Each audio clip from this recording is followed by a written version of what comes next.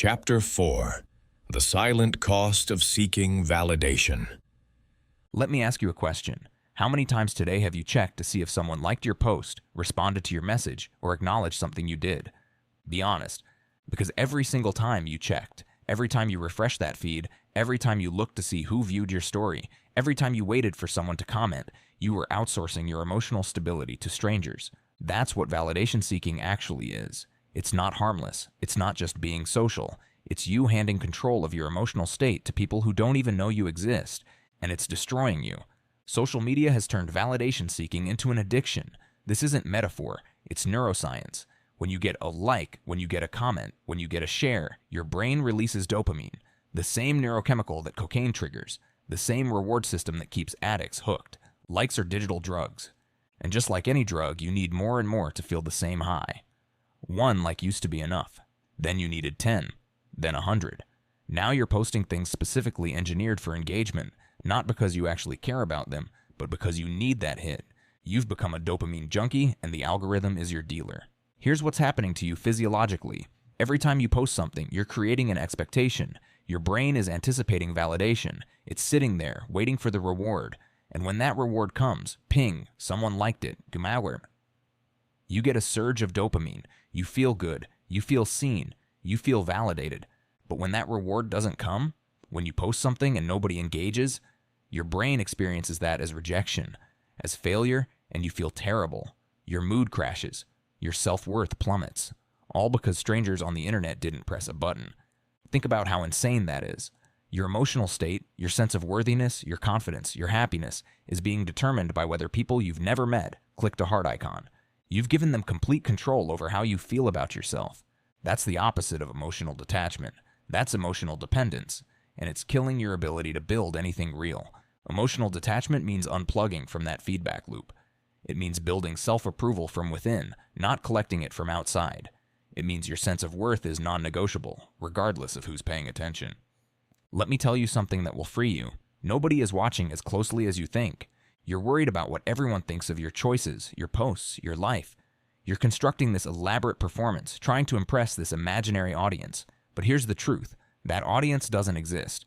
The people you're trying to impress are too busy seeking validation themselves. They're too worried about their own image to analyze yours. They're not sitting around thinking about you. They're thinking about themselves. Everyone is the main character in their own story. You're a side character at best.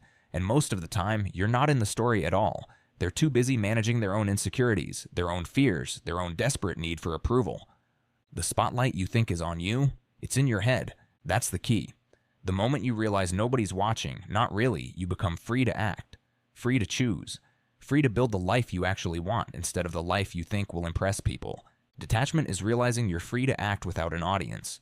Think about all the things you haven't done because you were worried about what people would think, all the risks you didn't take, all the creative projects you abandoned, all the authentic parts of yourself you've hidden. Why? Because you were afraid of judgment from people who aren't even paying attention. Here's a practical exercise. Post something on social media, anything, and don't check it.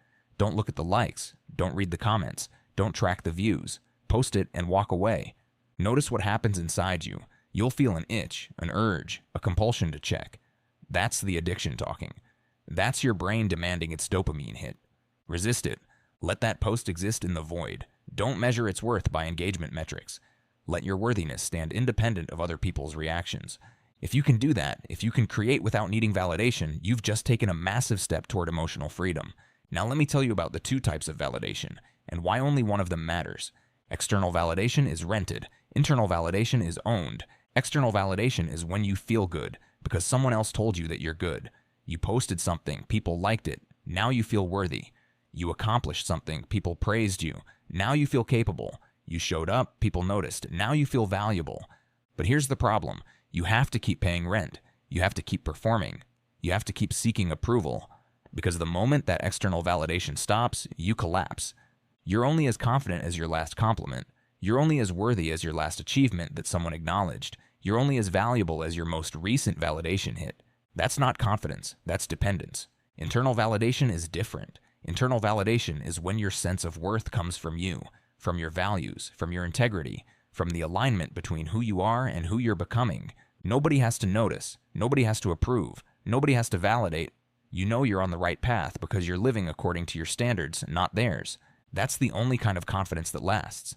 Because it can't be taken away. Someone can criticize you, your internal validation stays intact. Someone can ignore you, your internal validation doesn't waver. Someone can reject you, your internal validation remains solid.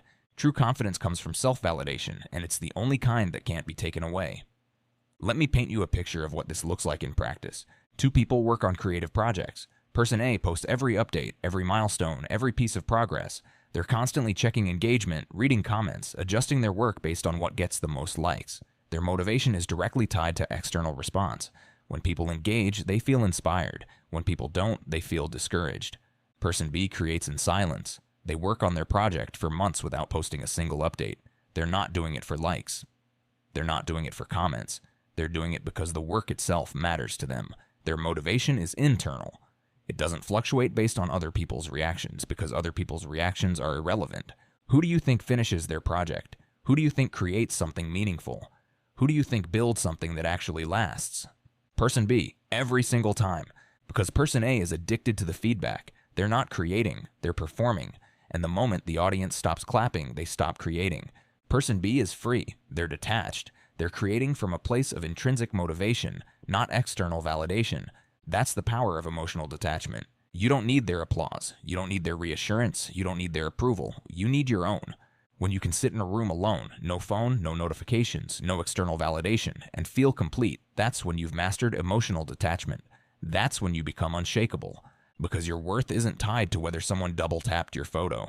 Your value isn't determined by whether someone left a comment. Your significance doesn't depend on whether anyone noticed. You are enough right now with zero validation from anyone. That's the truth you need to internalize. Here's your challenge for this week. Take a 48-hour break from seeking any form of validation.